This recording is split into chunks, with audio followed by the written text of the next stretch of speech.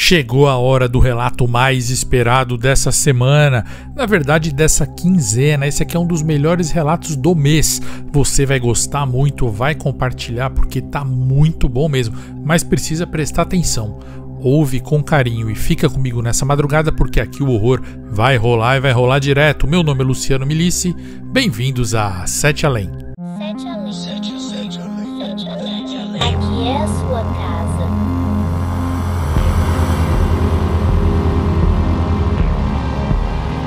Sete Além, a gente trouxe o horror de volta. Boa madrugada, cidadãs e cidadãos. Boa madrugada, Alminha. Boa madrugada, Luciano. O relato de hoje tá pesadão, assustador. Você tem que chamar todo mundo da família para ver e rever. Tem que ver mais de uma vez. Então, já vamos direto pro relato. Mas antes, deixa seu like agora, já deixa o like e comenta agora assim, ó: Espelho de Sete Além. No final do relato eu vou dar outra palavra para você comentar para ver quem chegou até o final, tá bom? Para ver quem foi corajoso. E compartilha também esse vídeo para trazer mais gente para cá. Agora, se você quer realmente valorizar meu trabalho, além do like, você vai hypar esse vídeo, vai deixar um hype, tá bom? Faça isso e vambora agora pro relato. Luciano Milici, eu ia mandar esse relato pelo Instagram, mas um amigo meu disse que não caberia, por isso é que eu vou mandar por e-mail. Espero que você leia. Se for contar no seu canal, me chame de Marcos. Tudo isso que aconteceu é a mais pura verdade, eu juro, mas a versão que eu vou contar é a minha visão de tudo isso, a visão de quem esteve 100% envolvido e por dentro. Eu já vi vários vídeos do seu canal, mas esse relato, eu confesso que eu mandei para mais 2 canais que eu gosto. Porém, eu espero que o seu canal conte primeiro. Eu sei que quando o seu canal contar, eu imediatamente vou pedir para que os outros canais não contem. Eu vou direto ao ponto. O que eu vou contar aconteceu comigo e está acontecendo ainda, mas de um jeito meio diferente. Esse relato vai servir para as pessoas saberem o que eu passo e também vai servir para avisar as pessoas para que ninguém mais corra esse risco. Se você encontrar o homem que eu cito nesse relato, fuja dele, não fale com ele, nada de bom vem dele. Ou melhor, se você encontrá-lo, mande ele vir falar comigo, eu preciso desesperadamente falar com ele. Eu já explico, mas primeiro você precisa entender o começo. Parte 1. O estranho atrás da árvore. Quando eu tinha 16 anos, aqui na minha cidade, eu era apaixonado por uma menina chamada Karina. Eu tinha 16 e ela tinha 18. Era mais velha, mais experiente, muito bonita mesmo. Linda de um jeito que não era só beleza de rosto. Ela era charmosa, meiga, inteligente e engraçada, sabe? Vários moleques da minha idade eram apaixonados por ela, mas eu era o único que chorava ouvindo músicas românticas e pensando nela. A Karina namorava um primo meu, o Leonardo. Eu também gostava muito do Léo, ele era um cara top demais, o cara que eu queria ser com 21 anos. Essa era a idade dele. O Léo morava um pouco mais longe e vinha só de final de semana para nossa cidade. E nesses dias ele ficava na casa da nossa avó e passeava com a Karina. A casa da minha avó era no mesmo quintal que a minha casa e a Karina vivia na casa da minha avó mesmo quando o Léo não estava durante a semana. Sendo assim, eu via a Karina quase todos os dias. A Karina gostava muito de mim, mas como amigo apenas. Eu era tipo o pet dela. Ela dizia que eu era maduro demais para minha idade. Esse tipo de coisa que a gente escuta e não sabe se é elogio ou crítica, se a gente deve se orgulhar ou ficar humilhado. A Karina não me via com interesse romântico e por isso ela ficava muito perto de mim e isso mexia demais comigo. Era como se eu fosse café com leite. Ela me ajudava a estudar, me dava dicas de como arrumar namorada, mexia no meu visual, no meu cabelo e até prometia que ia me ensinar a dançar. Só que o Léo era muito gente boa e muito fiel a ela.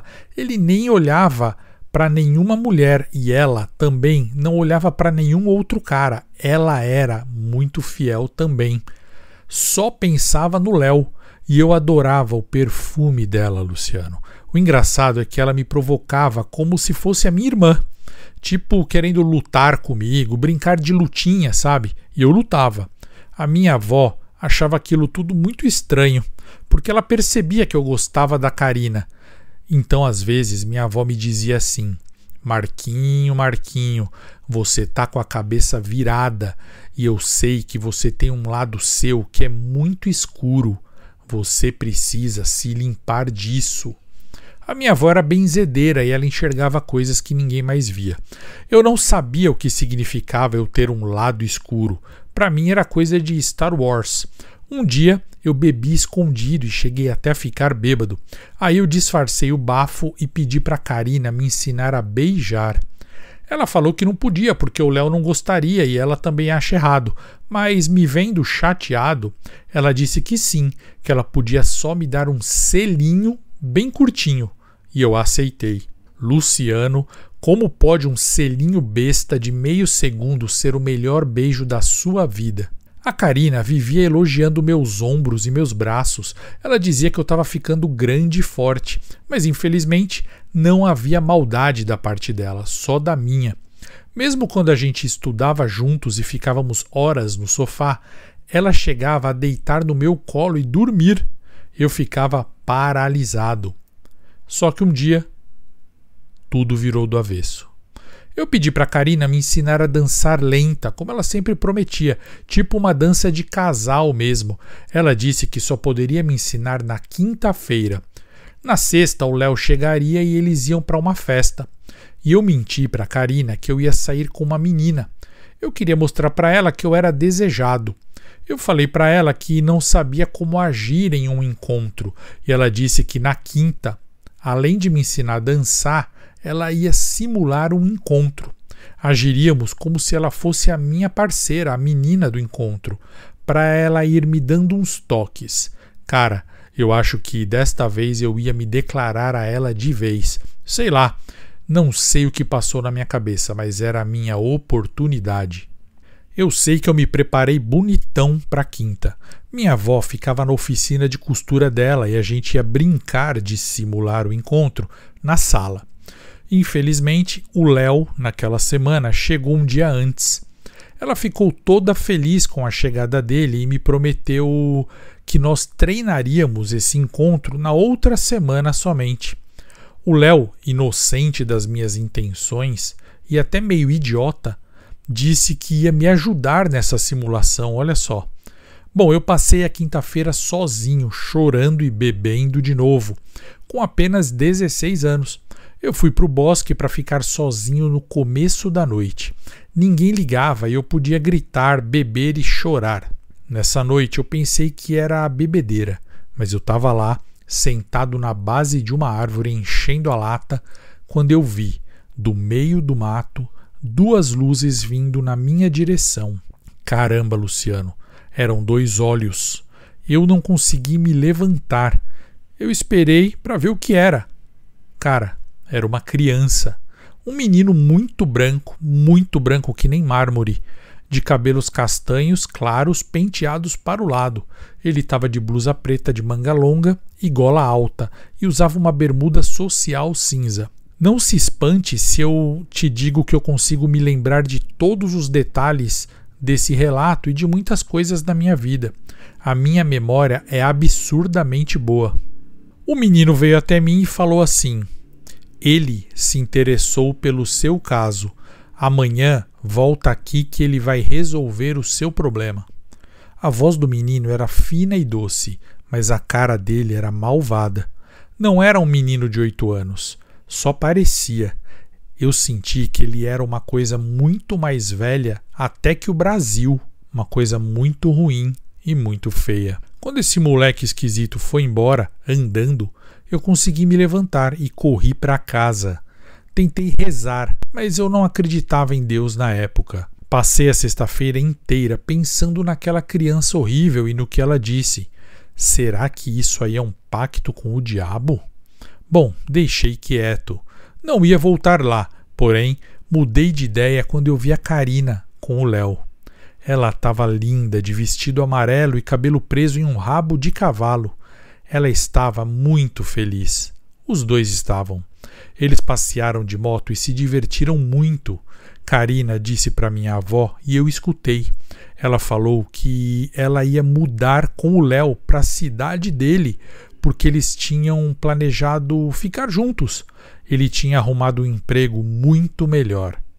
Nessa hora eu fiquei com muito ódio e não me controlei. Gritei para a Karina que eu gostava dela e que o Léo era um bosta e que ela só seria feliz realmente comigo.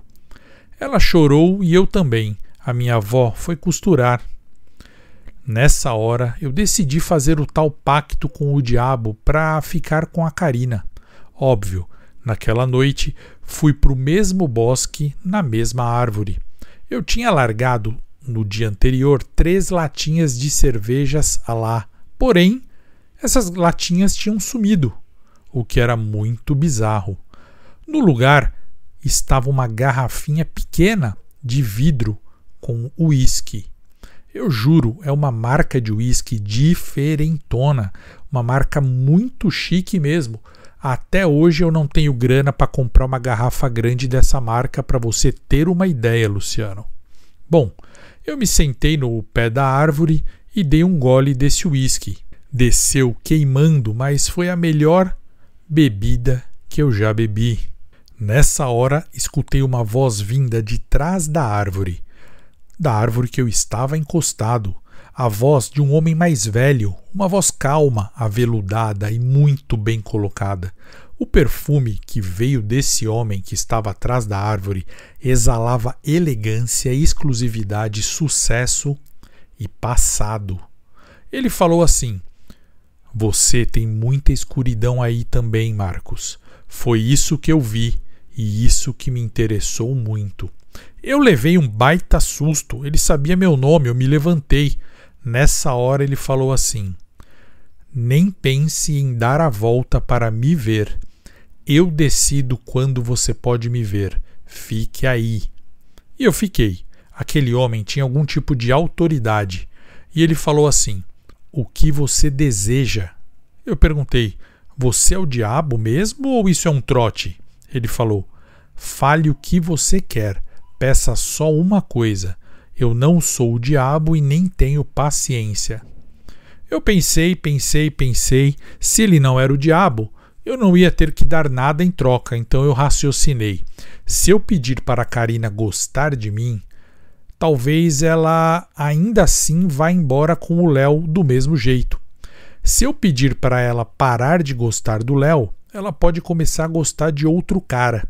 Então eu falei assim: "Eu quero que a Karina não vá mais morar com o Léo na cidade dele."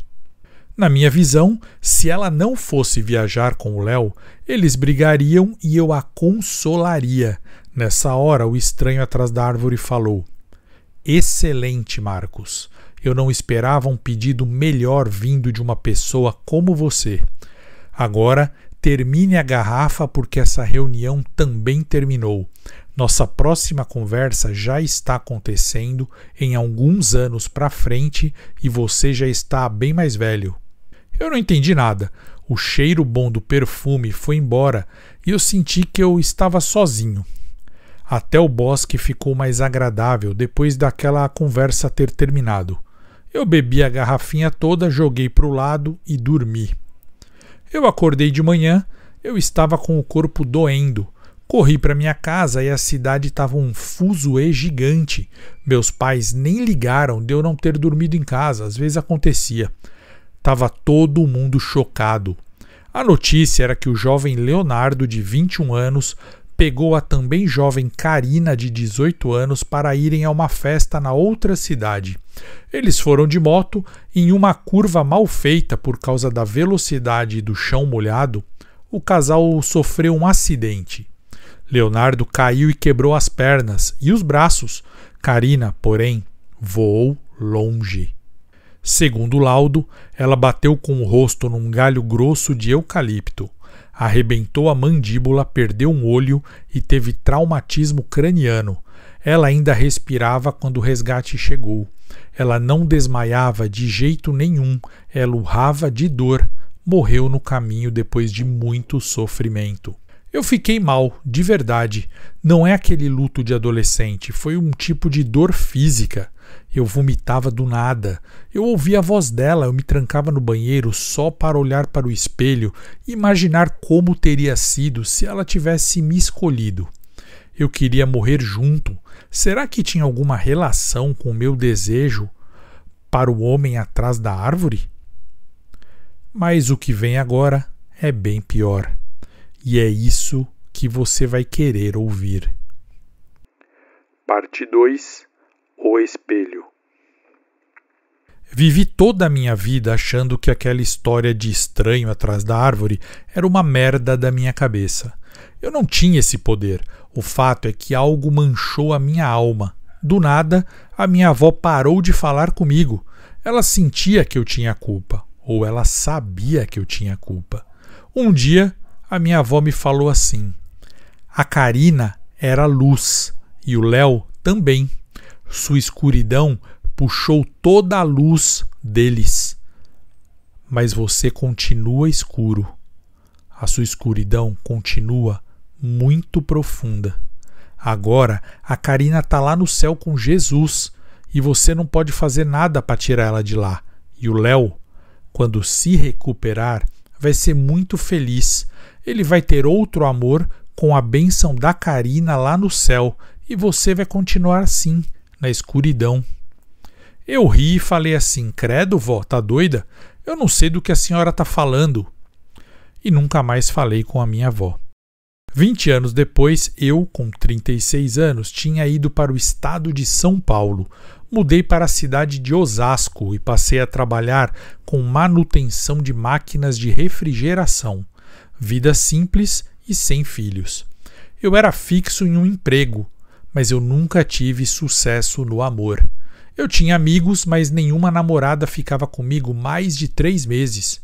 Naquela época eu estava saindo com uma menina chamada Larissa, de 27 anos, muito gente boa.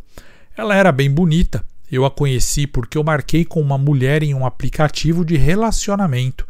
E no encontro, essa mulher disse que até tinha ido com a minha cara, mas que eu ia combinar mais com a prima dela, a Larissa. Então ela me apresentou a Larissa e a gente já estava há 3 meses e meio juntos. Quase um recorde na minha vida.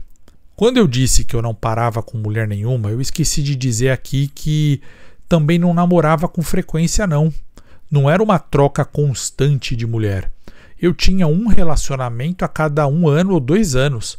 E esse mínimo relacionamento que eu tinha, geralmente durava 3 meses. Eu era um desastre, na verdade eu ainda sou. Um dia, mexendo em uma pochete da minha falecida avó, eu encontrei um anelzinho com uma pedrinha preta que pertenceu a Karina.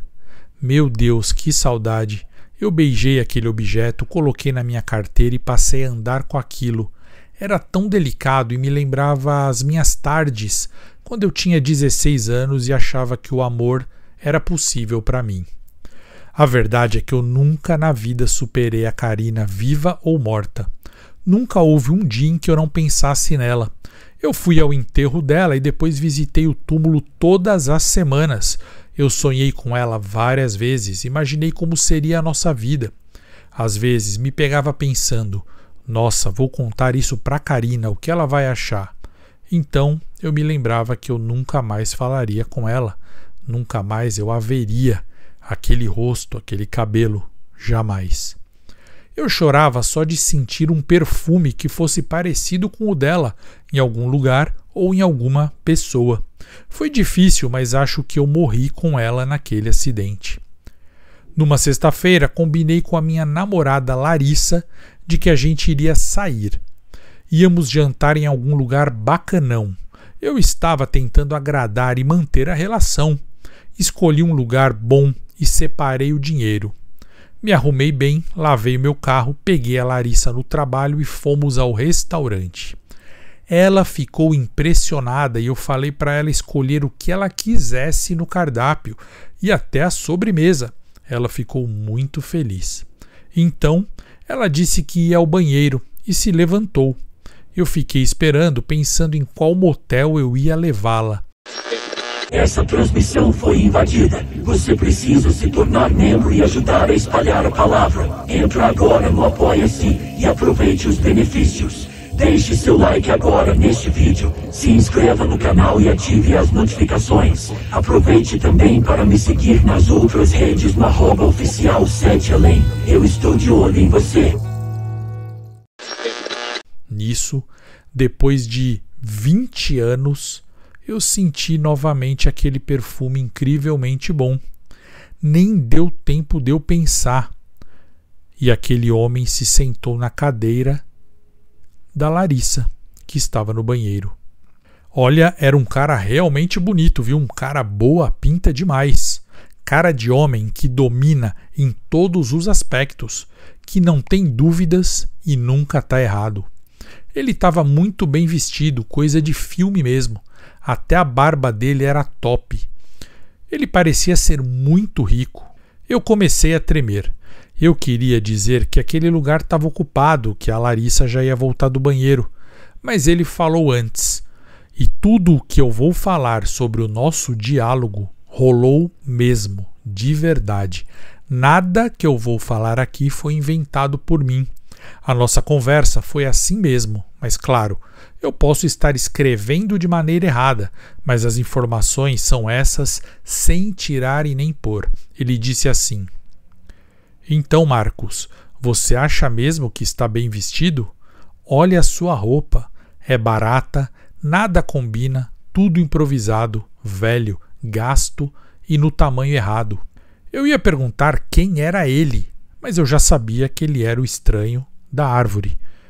E ele falou assim: você acha mesmo que o seu carro está bem limpo? Você acredita que esse boteco nojento é um restaurante de bom gosto? Acha que mandar a mulher escolher o que ela quiser do cardápio, inclusive a sobremesa, é algo digno de se dizer? Que vergonha! Que vergonha que todos os homens devem estar se sentindo de você nesse momento.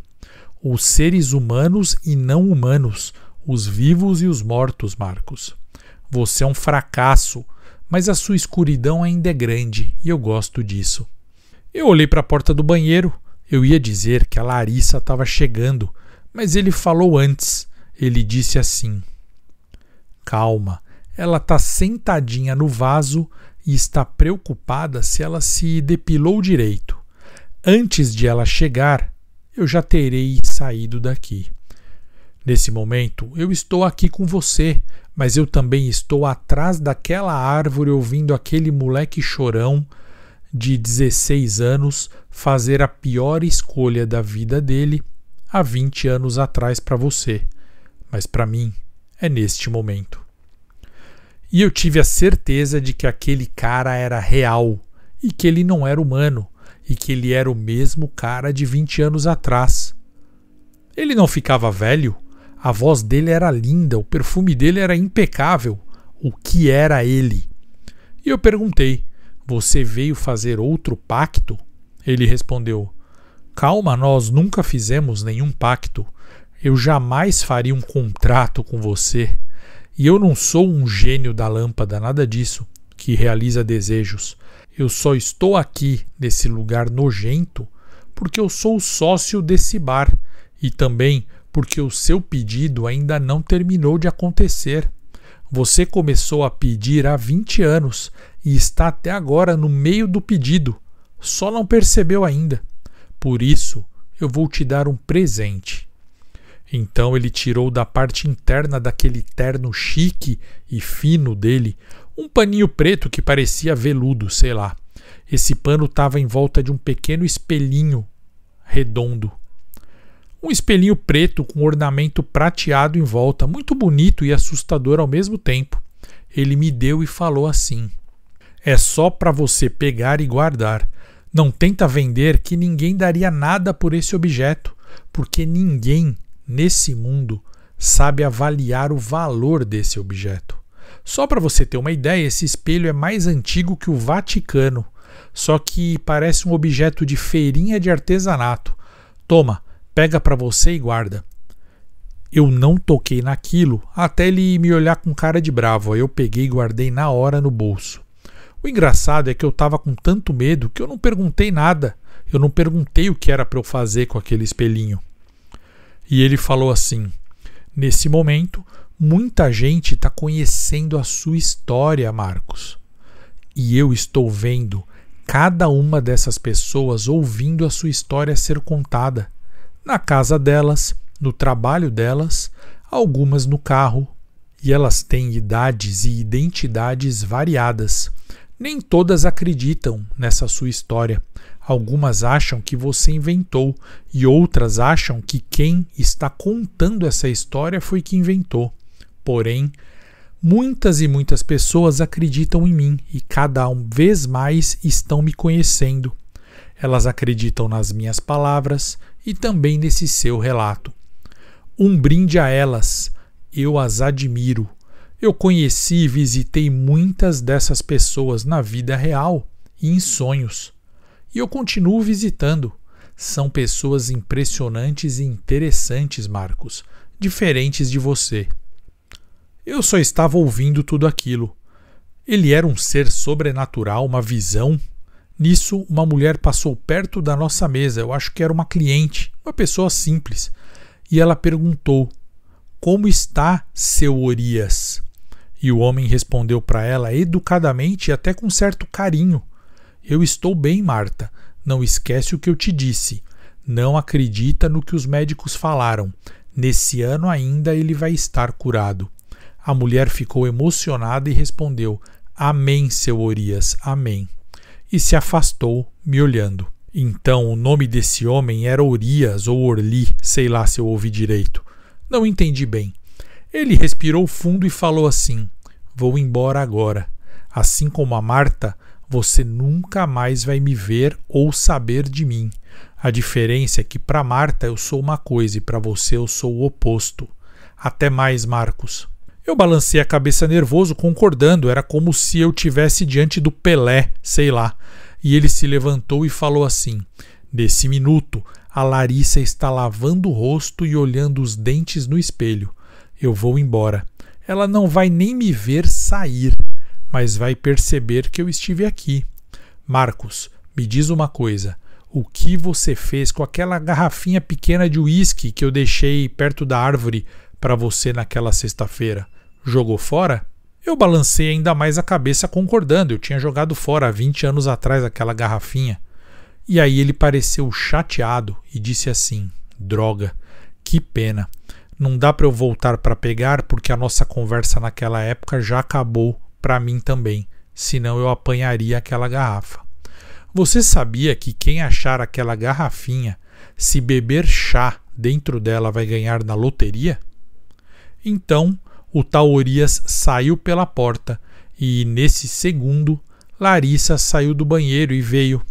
Ela se sentou diante de mim e comentou: que perfume gostoso! Nossa, amor, você precisa comprar um perfume assim.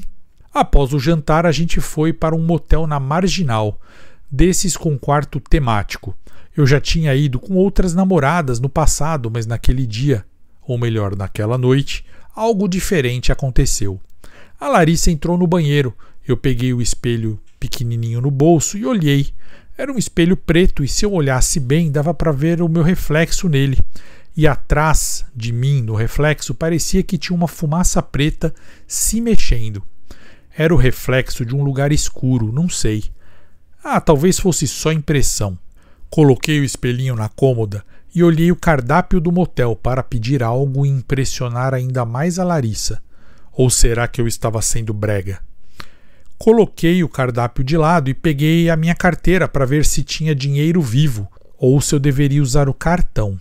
Então, Larissa saiu do banho e eu coloquei a carteira na cômoda também. A Larissa veio até mim e a gente começou ali mesmo. Tava tudo mais ou menos até que eu vi. Isso mesmo, eu vi a Karina. No reflexo do espelho do motel, eu vi a Karina em cima de mim, não a Larissa. Era ela mesma. Eu mudei a posição que estávamos para ver o reflexo no espelho da frente, não no de cima da cama. E eu confirmei. No reflexo do espelho da frente, a Larissa tinha virado a Karina, mas apenas no reflexo. Mas ela não tinha virado a Karina como antes. Sim, era a Karina de 18 anos, mas ela estava arrasada. Metade do rosto esmagado, a mandíbula pendurada, como se tivesse apenas segurada por músculos. O olho esquerdo já não existia, era só um buraco preto com um fio escorrendo. Era a minha Karina, o amor da minha vida, toda arrebentada pelo acidente, mas tudo bem, estava gostoso do mesmo jeito. E ela me olhava, ela sabia que eu estava vendo ela. A Karina não era só uma imagem, era ela mesma. Eu não sei como, ela me olhava como se me reconhecesse e sentisse e soubesse tudo o que estávamos fazendo. Só que ela não me olhava com carinho, ela me olhava com raiva, com ódio. Ela estava com o corpo dobrado em ângulos estranhos, joelhos virados para o lado errado, os braços compridos com ossos expostos, enfim, completamente arrasada. Eu parei na hora, fingi que tinha sentido uma cãibra, mas fiquei olhando. A Karina não desapareceu, ela ficou ali me olhando. Ela seguia onde a Larissa ia, mas com expressão de ódio. Ela estava muito linda, linda demais. Isso durou até que do nada o espelhinho negro caiu do móvel e a Karina, ou melhor, aquele filtro de Karina, vamos dizer assim, desapareceu. E eu notei que tudo isso tinha acontecido porque ao colocar a minha carteira em cima do espelhinho, o anel da Karina entrou em contato com o espelho. Estranho, não? Larissa não tinha percebido nada. Ela estava feliz e eu estava ainda mais feliz e surpreso. Claro, eu não tive a coragem de repetir aquilo, mas tinha sido um milagre, uma maravilha. Graças ao santo, ao anjo Orias, eu tinha a minha amada Karina de volta de um jeito que eu nunca tive.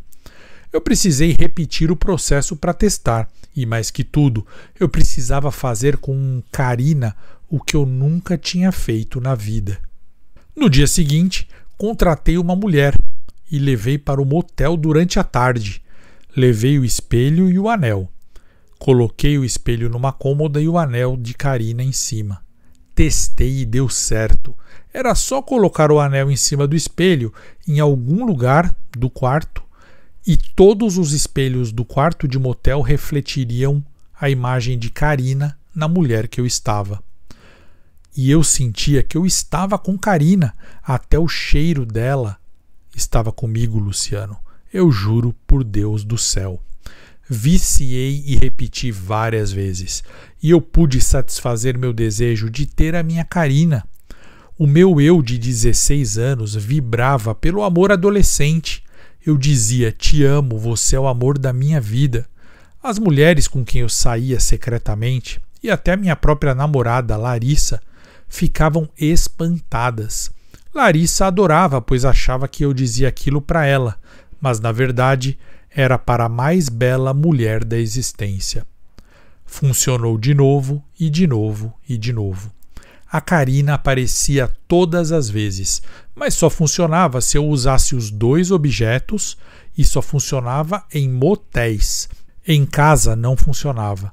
Nos banheiros do trabalho, de postos de gasolina, de academias ou igrejas eu testei e também não funcionava. Só em motel. Se eu comprasse o espelho de um motel e levasse para a minha casa, não funcionava.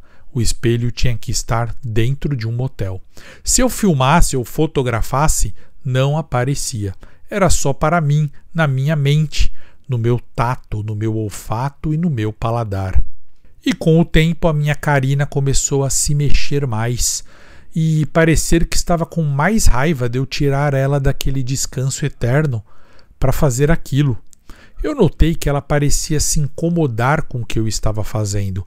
Ela não só estava projetada, como ela sentia o que eu estava fazendo, e isso me deixava ainda mais feliz e animado. Um dia, com Larissa, minha namorada, Karina, no reflexo, enfiou a própria língua enorme e deformada de morta na cavidade do próprio nariz destruído pelo acidente. Olha o que aconteceu nesse exato segundo. O nariz da minha namorada Larissa começou a sangrar. Ou seja, a imagem de Karina conseguia também impactar nas mulheres que estavam comigo. Isso, inclusive, me fez parar por alguns dias para avaliar. Aquilo tudo me corroía. Era ela. Era ela. Até o dia em que eu chamei Larissa de Karina. Ela desconfiava demais de eu sempre levar o tal espelhinho negro e um anel para o motel. Ela sabia de Karina, sempre soube, mas nesse dia ela ficou com muito ódio, mesmo sem entender o que estava acontecendo. Ela não gostou de eu errar o nome dela, claro. Então ela me confessou durante a briga que estava se sentindo estranha nas noites em que a gente ia para motéis. Larissa disse que estava tendo pesadelos com uma moça jovem morta, mutilada, que dizia para ela me matar, pois eu era um verdadeiro monstro.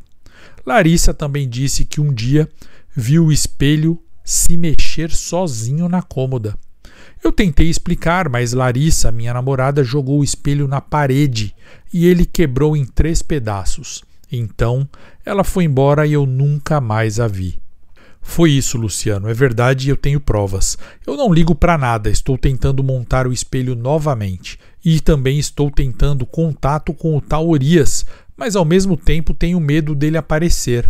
Se bem que ele já me disse que nunca mais nos veremos e ele não é o tipo de homem que mente ou tem 2 palavras. Tomara que ele saiba desse relato e me dê mais uma chance, por favor. Eu colei os pedaços do espelho, mas não ficou igual.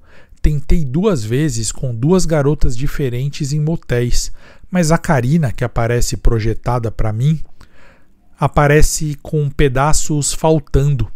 Às vezes faltam pedaços do rosto, às vezes do corpo. E ela continua com ódio, mas está um pouco mais feliz de ver o meu desespero e a minha tristeza. Eu não sei o que vai acontecer se eu continuar. Eu fico na dúvida se tento arrumar mais o espelho ou colar partes de outros espelhos nele. Não sei. Será que resolveria? Do mesmo jeito, eu não resisto em ficar sem Karina. E por isso eu acabo usando o espelho mesmo quebrado 1 ou 2 vezes por mês. Eu não resisto. A experiência é horrível, mas é o que eu tenho que fazer para ficar com a minha amada. Desculpe os erros de português, pode corrigir o que quiser, mas não mude nenhuma informação. Até mais, Marcos. E esse foi o relato do Marcos. O que você achou? Gostou? Então comenta aqui embaixo com a sua opinião. O que você pensa dele? Ele é doido? O que você acha que esse cara é? E o que você acha que o Urias é? Você ainda gosta do Urias? Ainda admira ele? Gosta menos ou gosta mais? Escreve aqui nos comentários para provar que você veio até aqui. Urias e o espelho. Escreve aí, Urias e o espelho. Quem sabe ele não vê o seu comentário, não é mesmo? E deixa seu like, seu hype, que vai me ajudar muito. Fica comigo nessa madrugada, porque aqui o horror vai rolar e vai rolar direto. Meu nome é Luciano Milici. Nos vemos em 7 Além.